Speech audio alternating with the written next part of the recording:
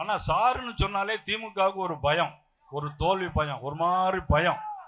ஒரு படத்துல சொல்லுவாங்கல்ல, பேரை சொன்னா அதிருது இல்ல அப்படின்னு சொல்லுவாங்கல்ல.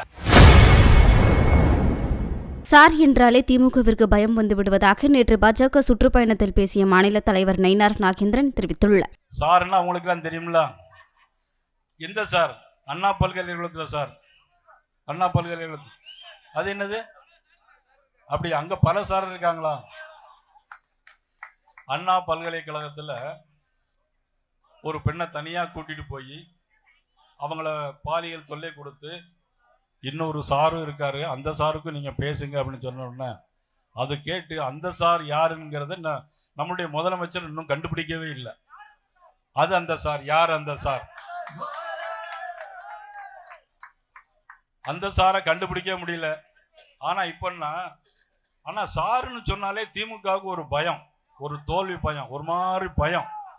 ஒரு படத்துல சொல்லுவாங்கல்ல, பேரை சொன்னா அதிருது இல்ல அப்படின்னு சொல்லுவாங்கல்ல.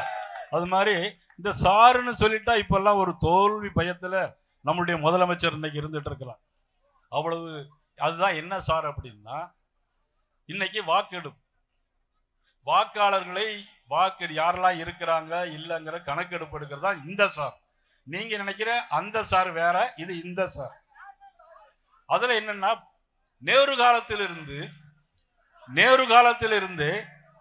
10 முறை காங்கிரஸ் ஆட்சியில் இருக்கும்போது இதை வாக்காளர் கணக்கெடுப்பு எடுத்திருக்கிறார். இதுல இவங்களுக்கு என்ன இருக்குன்னு தெரியல. 2014 ஆர்கே நகர் சட்டமன்ற இடைத்தேர்தலில் கோர்ட்டுக்கே போனாங்க, நீதிமன்றத்திற்கே போனாங்க. நம்மளுடைய முதலமைச்சர் நீதிமன்றத்திற்கு போய் போலி வாக்காளர்களா இருக்கிறாங்க அப்படின்னு சொல்லி நீதிமன்றத்திற்கே போனாங்க. ஆனா இன்னைக்கு வாக்கெடுப்பு நடத்தும் போது இன்னும் நடத்தல, ஆரம்பிக்கல. ஆனா அதை கண்டு இன்னைக்கு தோல்வி பயத்துல எடுக்கக்கூடாது அப்படின்னு அனைத்து கட்சி கூட்டத்தை போட்டிருக்கிறாங்க. அனைத்து கட்சி கூட்டத்தை ஏன் போடுறாங்கன்னா அது தேவையே இல்லை. இன்னைக்கு அவங்க தொகுதியிலே, குளத்தூர் தொகுதியிலே இன்னைக்கு 9000 வாக்காளர்கள் போலி வாக்காளர்கள் இருக்கிறாங்க. அவங்கள நீக்கிட்டா அங்க குளத்தூர் தொகுதியில முதலமைச்சர் தோத்து போவார். துறைமுகம் தொகுதியில 10,000 15,000 பேர் இருக்கிறாங்க. அதை நீக்கிட்டா சேகர்பாபு அவர்கள் தோத்து போயிருவாங்க. இப்படி கன்னியாகுமரியிலிருந்து கும்மிடிப்பூண்டி வரைக்கும் திமுகவினர் போலி வாக்காளர்களை சேர்த்ததை இன்னைக்கு அவர்கள் கண்டுபிடித்து விடுவார்கள் என்பதற்காகத்தான் இன்னைக்கு பயந்து போய் இருக்கிறார். இவ்வளவு மோசமான சூழ்நிலையில் தான் இன்றைக்கு திராவிட முன்னேற்ற கழகம் பயந்து போய் இருக்கிறது.